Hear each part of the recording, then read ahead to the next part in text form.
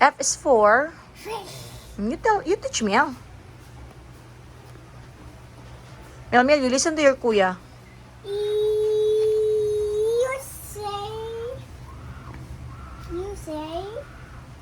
You say W. You say W. W is for... Watch. Watch. Next, sit down. You say D. You say D. Let her see the picture. Hindi niyo man nakita ang picture kasi. You say D. Mm. You say D. D is for... Duck. Duck.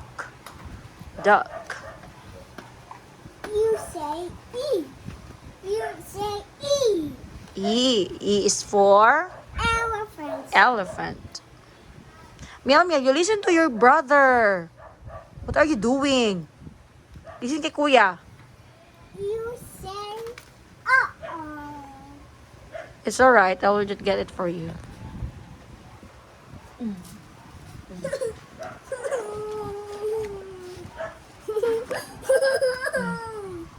Go. You say S. You say S. S is for sun. Mel. You're not listening to your brother. Shh. You listen to your kuya. Kuya, you let her see the picture and the letter. Mel. There, Mel, oh. You say use for umbrella. Umbrella. Uh-oh. Oh my goodness. Oh my goodness. It's wrong. Uh-oh. It's alright. Give me that one. D.